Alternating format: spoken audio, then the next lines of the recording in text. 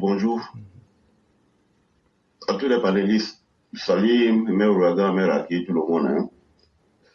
Koulibaly, défaite maintenant qui vient de partir. Hier, mon frère, hier, excuse-moi, il t'a envoyé un message, peut-être que tu n'as pas bien lu. J'étais sur le highway, I was driving. Okay. Donc, je t'avais dit ouais, que si j'ai rentré, que j'allais te faire deuxième message. Bon, voilà pourquoi, comme j'étais sur le highway, les deux fois que tu as appelé là, je coupais, je ne pouvais pas prendre le téléphone. Effectivement. Et je suis rentré un peu trop tard aussi. Donc, c'est ce qui a fait ouais, que je n'ai pas pu intervenir. Donc, je dis bonjour à tout le monde. Félicitations aux éléphants. Félicitations au président de la République, son Excellence Alassane Ouattara. Que Dieu lui donne encore beaucoup de santé, beaucoup de... Vraiment, je ne sais pas, les mots me manquent. Vraiment que ce grand monsieur-là, vraiment que Dieu le protège. Je sais que le Dieu le protège déjà, qu'il soit encore beaucoup d'avantages sur la protection divine. Parce qu'aujourd'hui, nous sommes dans un monde dépanné à crabe. Je ne sais pas si tout le monde, je sais que la majorité des Ivoiriens ont vu l'image où le président est en train de couler les larmes de joie. Où il a attrapé à l'heure. Vraiment, nous disons vraiment beaucoup merci à tous nos éléphants. Tous les éléphants, tous les Ivoiriens, tous les supporters. Je ne dirai pas merci aux opposants de la Côte d'Ivoire. Et là, entre eux et moi, c'est comme le feu et l'essence. Je vais jamais les ovationner. Je ne vais jamais féliciter les opposants en Côte d'Ivoire. Et j'ai toujours dit que le problème de la Côte d'Ivoire, là, c'est parce que nous avons une opposition mal élevée. Une opposition mal éduquée. C'est-à-dire que je ne peux pas faire des injures ici. Sinon, j'allais dire des injures à l'encontre de ces opposants-là, de sorte qu'ils sachent que s'ils sont bêtes, si leurs mères ont pris leur grossesse dans les rues, si leurs mères ont pris leur grossesse dans les bars, si leurs mères ont pris leur grossesse en plein jour d'une manière animale, ils doivent savoir qu'il y a des personnes encore qui sont plus sauvages que eux. C'est ce mot-là que j'ai à l'encontre des opposants. Vous savez, moi je dis toujours que je crains, d'après Ouattara, avec la politique de 8 mai nord de la France. Dans quelques années, la Côte d'Ivoire sera l'un des premiers pays producteurs de pétrole et des ressources énergétiques sur le continent africain. Le fait que c'est la société italienne qui a eu ce contrat avec la Côte d'Ivoire et qui a découvert le plus grand gisement de pétrole de production en Côte d'Ivoire, sans un partenaire français, même dans les alentours de ce contrat et de cette exploration-là, la France n'est pas tranquille. La France ne veut pas laisser la Côte d'Ivoire tranquille. Et la France ne laissera pas la Côte d'Ivoire tranquille. Et moi, j'interpelle tous les Ivoiriens conscients, surtout nos frères Goussoumani là, qui se disent qui prennent les choses dans l'émotion, qui pensent que le problème de Ouattara là, c'est un problème des musulmans ou des nordistes.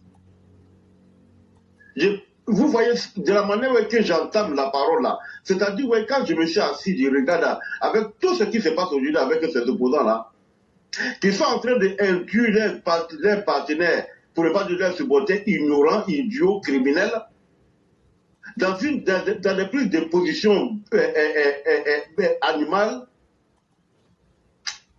J'ai beaucoup mal. Et ça avec beaucoup de regrets qu'ils sont en train de parler ainsi.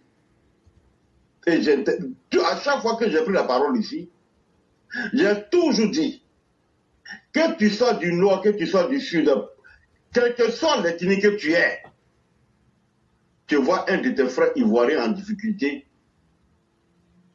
il faut l'aider. Et ça a été le discours du président de la République depuis les années 2010. quand il a pris la parole. Et même encore pendant que la Côte d'Ivoire a remporté cette coupe-là, il est revenu encore sur la même parole. Que partout où vous soyez d'abord des Ivoiriens. Pendant sa campagne en 2010, il a dit encore qu'il rêve d'un modèle américain. Que partout où les Américains se trouvent à travers le monde, ils sont d'abord américains. Il a répété la même chose lorsqu'il a reçu les éléphants au palais présidentiel. Quand je parle de mes frères Boussoumani, de ceux qui pensent voyez, que le fait que le président Ouattara soit au pouvoir là, je parle de ceux de l'opposition, parce qu'aujourd'hui ils mettent tout dans les problèmes tribalistes, dans les problèmes religieux. Et moi j'ai dit, quelqu'un qui est chrétien ou bien qui est musulman là, j'ai dit ouais, que la langue là, ça réunit plus que les religions. Quand vous parlez une langue nationale, cela vous unit plus que les religions. Aujourd'hui là, chacun d'entre nous n'a qu'à prier pour que celui qui viendra après le président Hassan Ouattara là, quelle que soit la religion qu'il vient, je ne parle pas des religions, hein, parce qu'en bataille politique là, il n'y a pas fait de religion. Parce que tout ce que la religion interdit là, le politique le fait, surtout tout ce que les religions interdisent, les politiques le font. Les religions disent ouais, que d'avoir l'amour pour l'un pour l'autre. Les opposants ivoiriens dressent les gens les uns contre les autres. Avec leurs paroles de sudistes et de nordistes, de Boussoumani, de Djoula. Et ceux qui le font en partie en Côte d'Ivoire, ce sont les PPAciens là. Ces vauriens là. Ces fûts que leurs grossesses ont été pris dans la rue, même pas dans la pudeur. C'est eux aujourd'hui qui sont en train de mettre encore tout possible pour mettre le feu à la Côte d'Ivoire. Avec la complicité de la France. La France aujourd'hui est sonnée. La France ne laissera pas la Côte d'Ivoire tranquille. Et cette division-là, la France est toujours là, en train de semer cette division-là dans la politique en Côte d'Ivoire. D'où l'arrivée de Thiam sur la scène politique.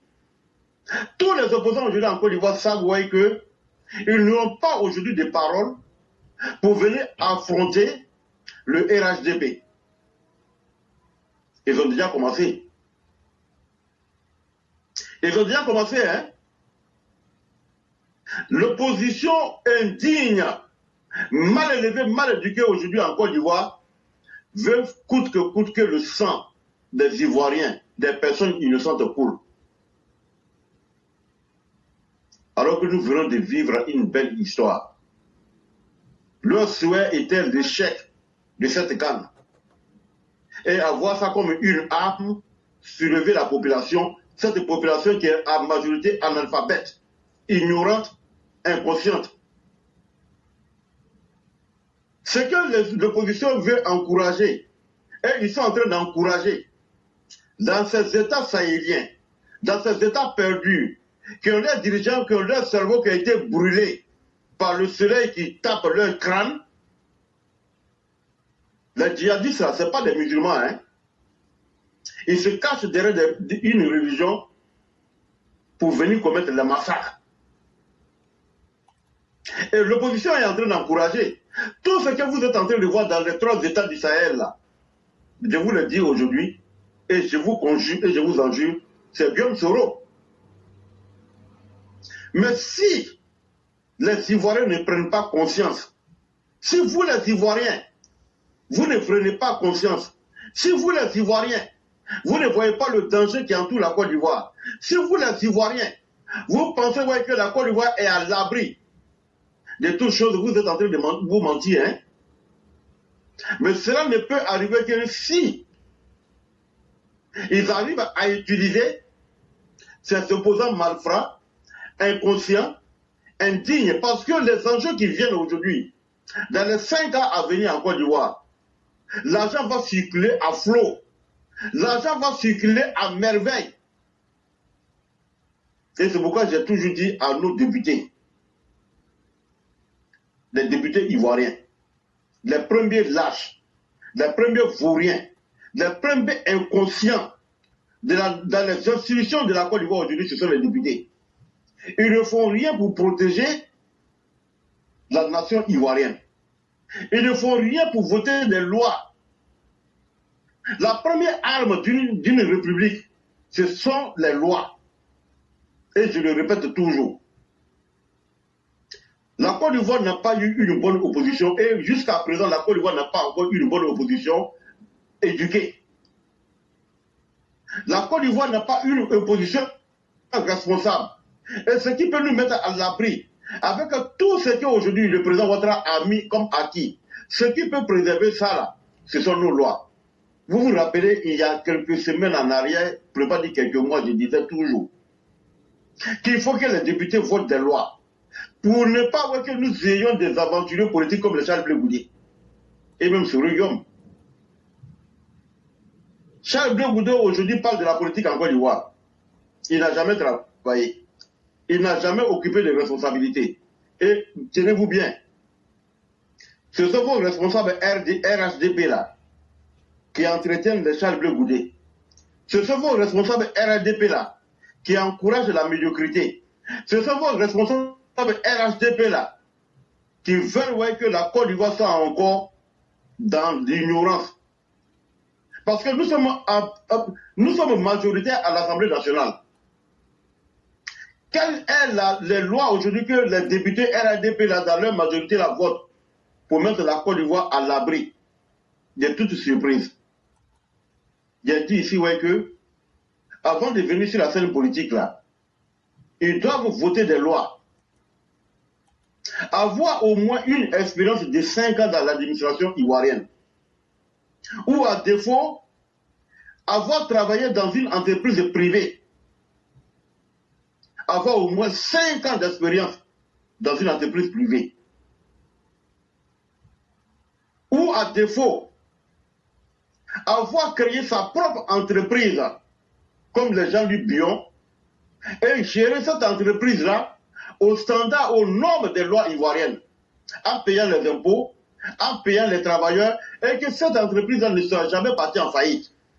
Ou alors, si tu as eu une carrière internationale, tu as travaillé à travers le monde, il faudrait qu'il y ait une enquête de moralité, de ta gestion comme les Tidjane Thiam, avant de venir t'immiscer dans la politique en Côte d'Ivoire. Rien n'est fait. Je vais terminer par ceci. Si vraiment nos responsables actuels là, parce qu'il n'y a pas d'opposition en Côte d'Ivoire, il n'y aura pas d'opposition en Côte d'Ivoire jusqu'à dans les 50 ans à venir.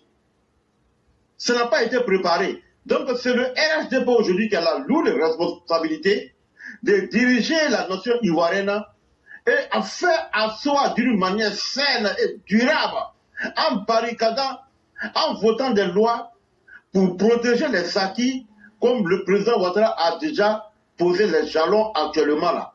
Sans que vous ne votez pas ces lois-là, on aura toujours des aventuriers politiques comme le Charles Blé Goudé.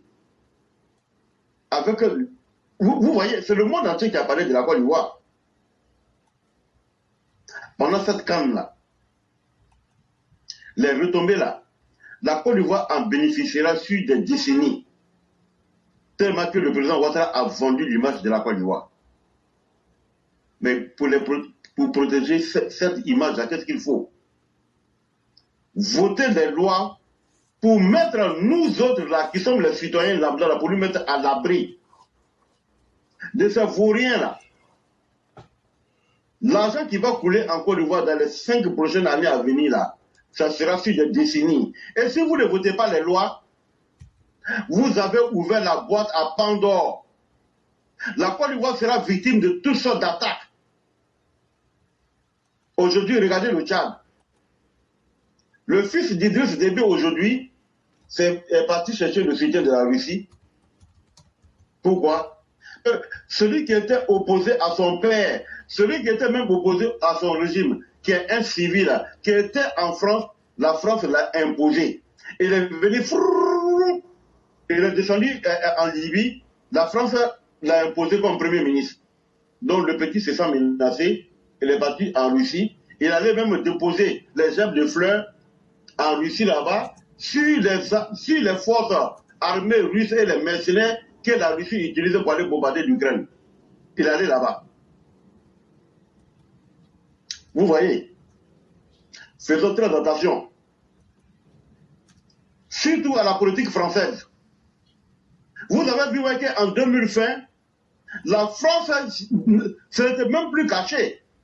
La France a donné roue libre à Cyril Guillaume, menacé le pouvoir, jusqu'au point que Cyril Guillaume vienne prendre la parole publiquement, appeler l'armée de la Côte d'Ivoire sur le sol français à renverser le régime Ouattara. Et je vais finir sur le point, j'ai regardé.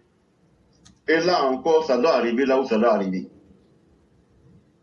Depuis que le président Ouattara est là, nous n'avons jamais entendu que l'armée de la Côte d'Ivoire a enlevé quelqu'un pour aller l'assassiner. Voilà encore une de mes inquiétudes. Et moi, j'ai dit que je dis non. J'interpelle le général Vagolo, le général Apollo Touré, le général de l'armée Sékou Doumbouya, et même le ministre de la Défense, Ibrahima Ouattara. Si c'est vrai, c'est que vous-même, votre vie est en danger. J'ai vu Johnny Patouko en train de faire une vidéo.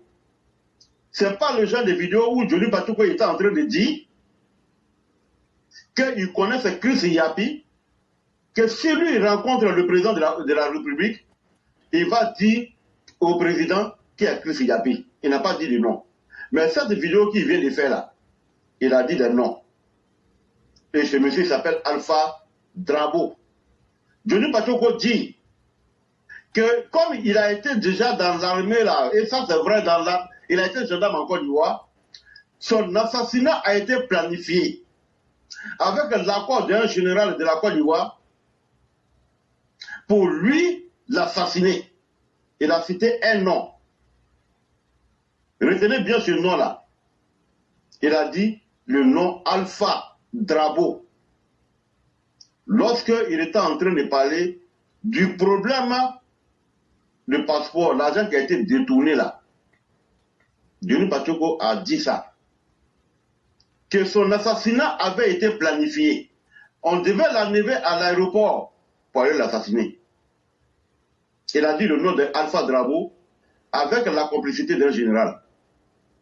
Voilà les choses que nous ne voulons plus en Côte d'Ivoire. Parce que vous tous qui êtes sur le live ici, là, vous savez très bien qu'au temps de Gbagbo Laurent, c'était la chose courante. Donc André Guy qui est fait. Vous le savez tous. Il y avait des enlèvements avec la complicité des gens comme les CKCK qui étaient des responsables de l'armée régulière, qui amenaient les éléments à aller enlever les gens pour aller les assassiner. Voilà pourquoi nous disons de voter des lois pour mettre la Côte d'Ivoire à l'abri de beaucoup de choses. Je le dis toujours que le noir n'est pas intelligent. C'est pas... B52, si tu me permets. Non, laissez-le parler. Lorsque vous juste rectifier un truc. Vous n'êtes pas l'induire, on reste sur le panel. Ok. Johnny Patouko a abrégé des noms, c'est l'alphabet militaire et c'est l'alphabet aussi aéroportuaire. Alpha Bravo. C'était pas un nom propre. Ah, ok. Il y a déjà des initiatives. Oh, ok, d'accord, merci beaucoup. Alpha Bravo. C'était pas un nom propre. Ok, mais. Ah, ok, d'accord. C'est ok. Mais il a dit que c'était avec la complicité d'un général. Donc, Johnny Patouko n'est pas mort. Quand on l'interpelle, ceux qui ont planifié son assassinat, il n'a qu'à dire leur nom. Mais si vous êtes un peu imaginatif, quand vous mettez Alpha Bravo, vous voyez déjà de quoi il parle. Hein? Donc vous pouvez continuer. Oui, c'est ce que je sens. Voilà. Oui, c'est ce que je sens en train de dire. Non, je veux dire même le nom de la personne même va vous venir directement en idée, quoi. C'est ce que je pense. Oui. Voilà.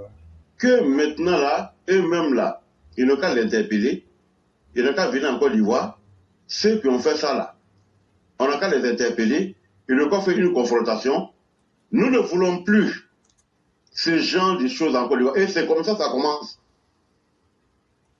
Tant que ces choses-là vont exister dans nos institutions en Afrique, personne n'est à l'abri. Et voilà pourquoi je dis, les gens comme Blé Goudé là, les gens comme le Sero Guillaume, tout ce qui se passe dans les États d'Israël là, Sero Guillaume est derrière. Et j'ai craint l'après Ouattara. Ça, je vous le dis, les frères. Mais ce que nous disons maintenant à ces opposants-là, et ça, moi, je le jure, et que je dis ça devant tout le monde. Le jour que ces malfrats-là, ils vont commencer à faire les enlèvements en Côte d'Ivoire, vous verrez tout de suite, vous allez voir tout de suite que les deux autres vont s'installer. Donc je demande à tous nos responsables militaires, ce que Johnny Pacheco a dit là, ça fait plus de 100 000 vues. Appelez Johnny Pacheco. Ceux qui disent qu'ils veulent l'assassiner là, appelez Johnny Pacheco, qu'il les montre là, il les connaît, il dit qu'il les connaît et ça a été planifié. Il y a certains qui l'ont appelé de la Côte d'Ivoire pour dire qu'il ne faut pas que lui va rentrer en Côte d'Ivoire. Ne laissez pas ça traîner. Parce que nous ne voulons même plus ça en Côte d'Ivoire. Et Johnny Pacheco a dit que si quelqu'un devait la vouloir en Côte d'Ivoire, c'était le président Ouattara. Maintenant que ce n'est pas le président Ouattara là, et qu'il y a certaines personnes qui sont responsables aujourd'hui RADP, qui veulent lui l'assassiner, j'ai eu vraiment mal. Et je vais dire, pour finir, ce n'est pas Johnny Pacheco qui est venu vers le RHDP, hein.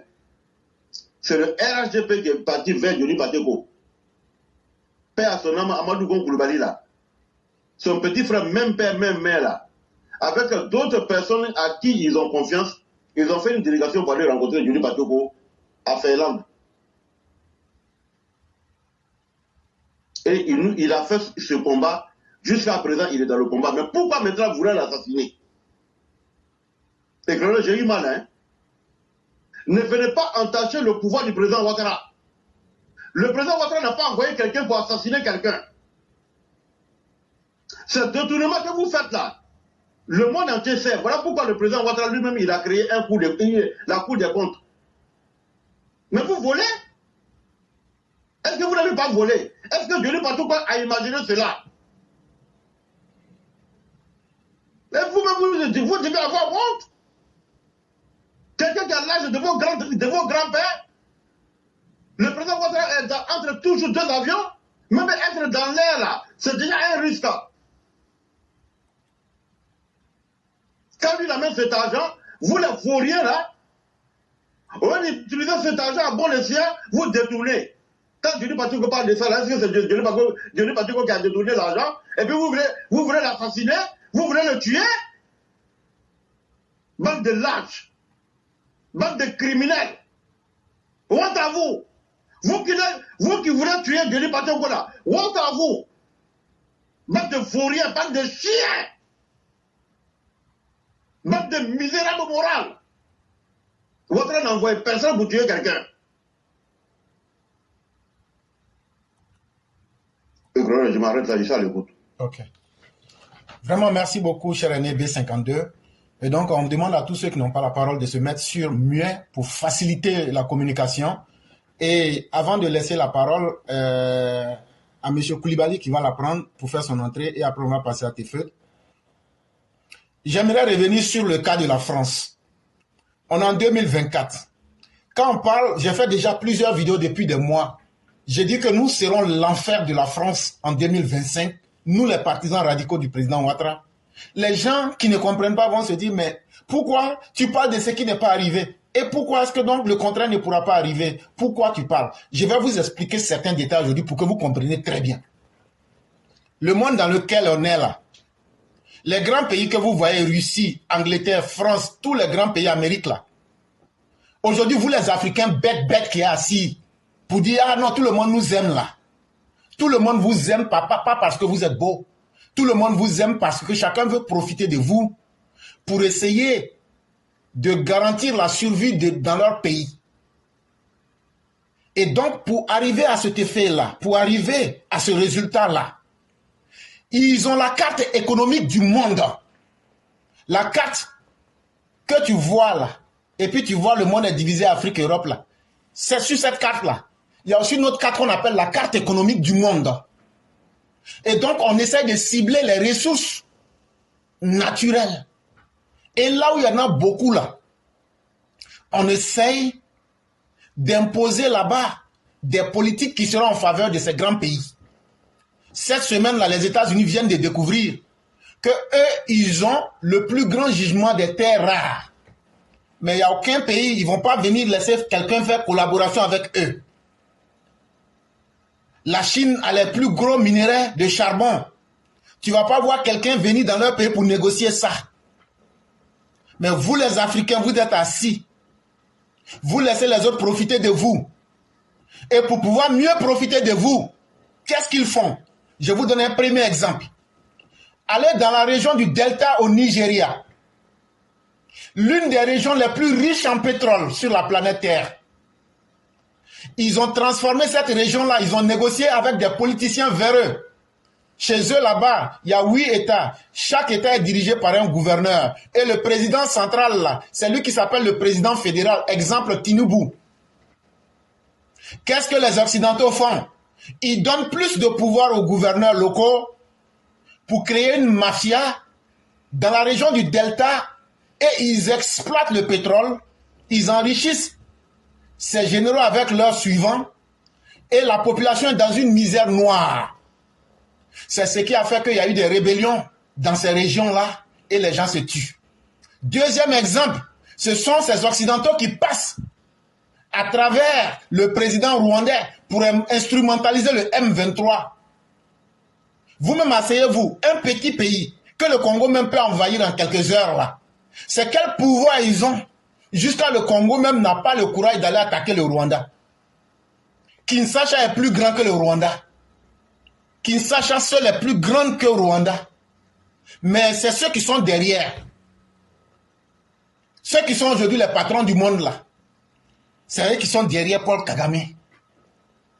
La même chose est en train d'arriver en Côte d'Ivoire. Quand tu parles, toi avec ton oreille d'animal là, tu ne veux pas comprendre. On va bien t'expliquer. La même chose est en train d'arriver. Je vous ai parlé des mots affaiblir les dirigeants.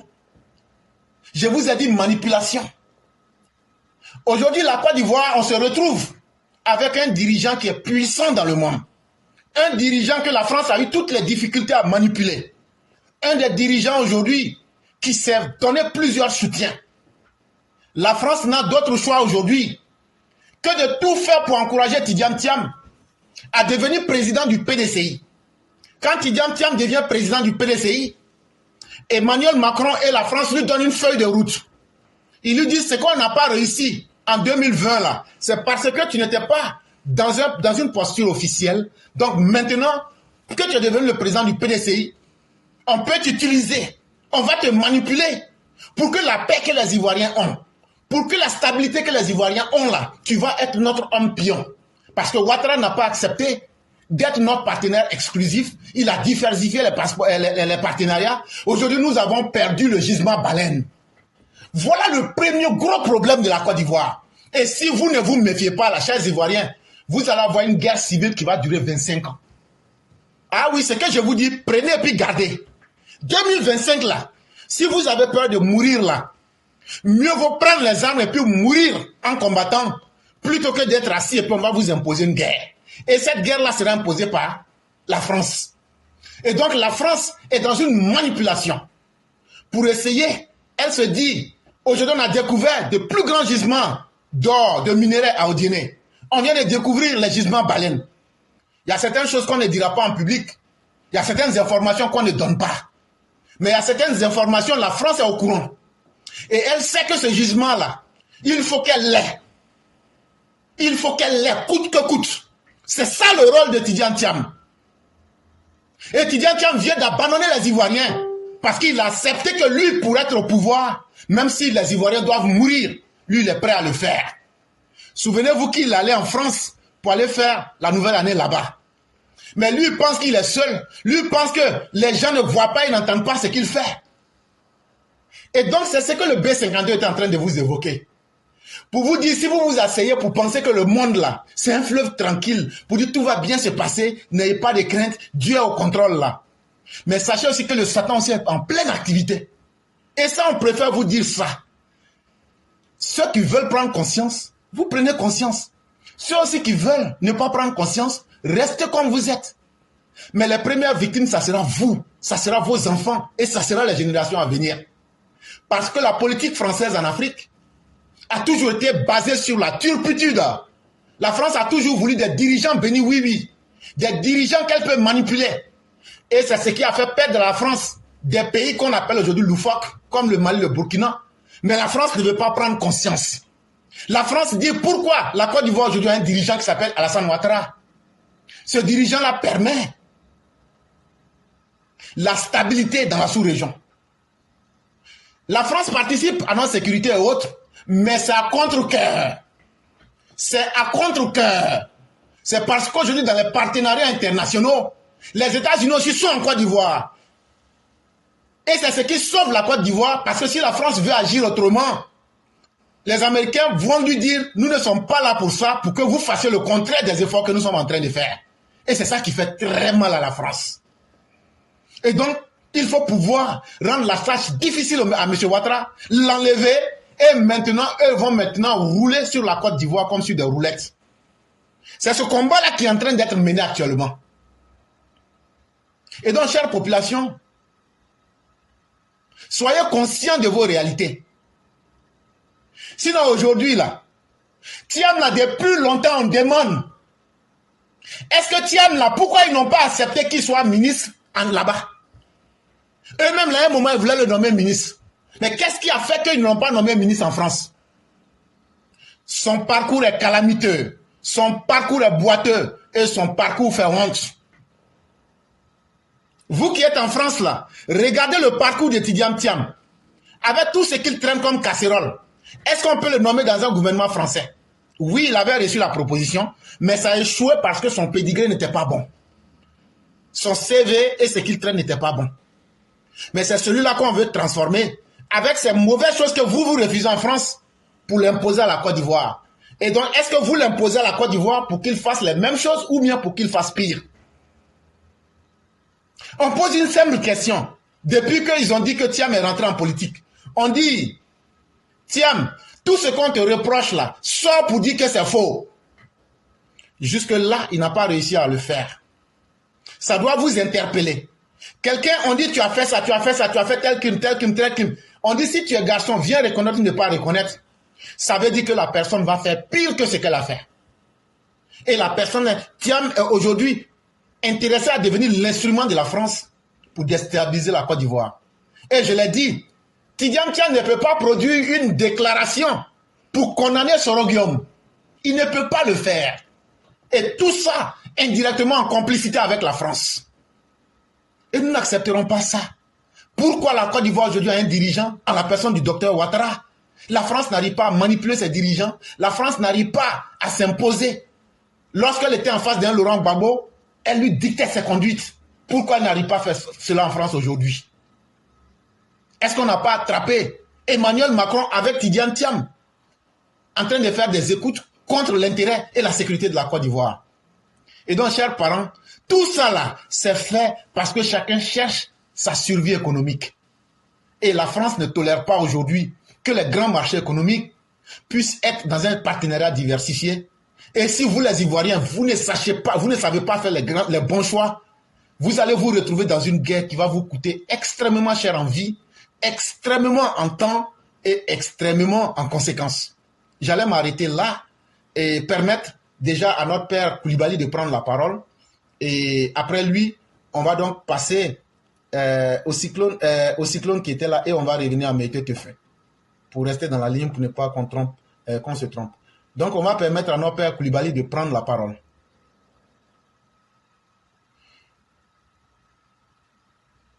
Allô? Oui. Allô, vous m'entendez? Oui, nous vous entendons. Vous avez la parole.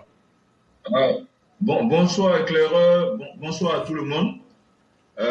Bonsoir, je crois que c'est B52 qui a parlé juste avant toi, éclaireur. Oui, oui, effectivement. Ah, d'accord. B52, bonsoir. Tu as déjà foulé, hein? Ah, mon petit dentier. D'accord, ok. Éclaireur, vraiment, moi je voulais commencer par le problème des déchets, ensuite la canne. Mais vraiment, votre affaire de France, là, je pense que je vais dire juste 2 mots dessus. Moi, je pense que si la France s'amuse à jouer à ce jeu auquel ils ont joué en 2020, s'ils veulent répéter ça en 2025, ils vont taper poteau. Hein. Et puis cette fois-ci, ça ne va pas être bon pour eux.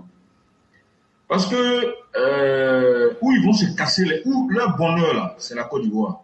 Mais où ils peuvent se casser les dents là, ça va être la Côte d'Ivoire aussi. Mais c'est que je pense que les Français devaient faire attention à quelque chose. C'est que de remarquer que depuis leur président Emmanuel Macron arrivé au pouvoir, la France ne fait que perdre son pouvoir sur, disons, sa superbe, on va dire, sa domination sur le plan international. La France a beaucoup reculé avec Emmanuel Macron. Parce que je pense que je crois qu'il se trompe de combat. Le pays par lequel eux peuvent, en tout cas la France, la vitrine de la France a toujours été la Côte d'Ivoire en Afrique. Ça c'est clair et net, tout le monde le sait. Depuis le temps de Houphouët-Boigny, où on parlait du miracle ivoirien, c'est la Côte d'Ivoire qui était la vitrine de la France. Et aujourd'hui, après l'intermède du coup d'État, du passage du président Bédié, paix à son âme, de Laurent Gbagbo, la nouvelle vitrine de la France, c'est encore la Côte d'Ivoire, mais sous le régime du docteur Alassane Ouattara. Donc, je pense que ce serait une erreur de leur part de miser sur un cheval qui n'est pas gagné. Tidiane Thiam ne peut pas gagner. Ça va sûrement nous quitter dans ce mauvais rêve-là. Et c'est vrai, ce que tu dis, éclaireur, on n'a même pas besoin de connaître les secrets des dieux. Il suffit de réfléchir un peu. Tout simplement. En 2020, il y a en tout cas, une information qui a circulé il n'y a pas longtemps, au moment où Tidiane Thiam était intéressé par la prise du pouvoir au niveau du PDCI, comme quoi Tidiane Thiam avait été écouté il y avait une conversation qui avait eu lieu entre Bédié et puis Tidiane Thiam concernant justement l'histoire de CNT. Mais Tidiane Thiam était dans le CNT, il n'a jamais été hors du CNT. C'est quand il a vu, comme c'est un gars qui n'aime pas assumer ses responsabilités, quand il a vu que l'affaire de CNT là allait échouer, il s'en est éloigné immédiatement. Mais il n'a jamais condamné. Lui qui s'est dit républicain, là, il aurait pu dire que non, je ne suis pas d'accord avec cette façon de faire, mais il n'a jamais rien dit. Parce qu'il n'assume pas. Quelqu'un qui accuse son papa de faire des enfants adultérés, vous attendez quoi de celui-là? Honnêtement, ce n'est pas quelqu'un, c'est une forme de malédiction, ce petit-là. Et ils veulent nous faire croire que c'est Tidiane Thiam qui va venir sauver la Côte d'Ivoire. Il est poursuivi par son partenaire chinois. Ses partisans font un communiqué pour dire que non, c'est parce que son nom vend qu'on parle de ça. Mais est-ce que son nom vend, là, ça veut dire quoi? Vous pensez que Financial Times, c'est un petit journal qui va aller parler de Tidiane Thiam parce qu'il a envie de vendre? Financial Times se porte très bien. Il parle de ça parce que ce n'est pas un événement anodin. C'est quelqu'un qui veut être président de la République d'un pays et qui n'est pas capable d'avoir de bonnes relations professionnelles avec des gens. Excusez-moi, il faut qu'on soit sérieux un peu. C'est celui-là vous allez gagner la Côte d'Ivoire. Si ce n'est pas parce que vous voulez protéger vos intérêts. Si Tidiane Thiam et le président Macron sont des amis, ça c'est leur problème. Nous, on n'a rien à voir avec ça. Nous, on n'a rien à voir avec ça. Mais Côte d'Ivoire, là, non seulement Tidiane Thiam va taper poteau, la France va taper poteau si jamais il s'appuie sur Tidiane Thiam. Ils n'ont qu'à noter ça. Maintenant, Ouattara, les Ivoiriens sont derrière Ouattara. Les partisans de Ouattara sont son bouclier. Et là où il y a le peuple, c'est là-bas où Dieu se trouve aussi. Donc, il ne faut pas que les gens continuent de rêver. Nous, on va continuer à faire ce que nous avons à faire par rapport à la Côte d'Ivoire, par rapport à Alassane Ouattara. Il ne faut pas que les gens se fatiguent. La France ne peut pas s'amuser. Je vous dis, même aujourd'hui, il se cache, mais à la dernière minute, là, il va comprendre que ce n'est pas Tidiane Thiam. Il va revenir appuyer le pouvoir de Ouattara s'il le faut. S'il doit l'aider, là, il va l'aider. Parce qu'il n'aura pas le choix. C'est la réalité du terrain qui fait le pouvoir. Ce n'est pas du vuvuzelas. Le vuvuzelas, là, on ne prend pas le pouvoir vuvuzelas. Ce n'est pas sur les réseaux sociaux on prend le pouvoir. Le pouvoir, ça se prend sur le terrain. C'est pour ça que Ouattara, quand il était dans l'opposition, là, quand il savait qu'il voulait le pouvoir réellement, il aurait pu s'asseoir à Washington là-bas. Quand il était directeur général adjoint du FMI, et puis il s'est dit, bon, le moment venu, je vais venir prendre. Mais il a démissionné, il est venu sur le terrain, il s'est battu avec la population jusqu'à ce qu'il arrive au pouvoir. On ne peut pas s'asseoir dans des bureaux climatisés, aller fêter la Noël en France, et puis revenir s'asseoir ici, et puis penser qu'on va venir tranquillement comme ça, on va venir te donner le pouvoir. Toi, tu as déjà fait quoi de bon pour la Côte d'Ivoire? Quelqu'un qui a abandonné un pays pendant 24 ans, qui a utilisé le passeport français, qui n'est jamais revenu même en vacances dans ce pays-là, c'est lui-là vous allez venir donner le pouvoir pour dire que vous n'allez pas venir remplacer Ouattara. Mais il va venir remplacer Ouattara pour faire quoi? Ah, d'accord. Comme on a découvert pétrole, lui va venir manger aussi quoi. Ah, d'accord. Il n'a qu'à s'asseoir. Pétrole, on a découvert là, c'est un maudit, il va venir, il n'a qu'à venir prendre. Excusez-moi. Bon, moi, franchement, je vais laisser éclairer. Une autre fois, je parlerai encore de cette histoire de Tidiane Thiam, cette histoire de la France. On va sortir certains secrets spirituels concernant ça.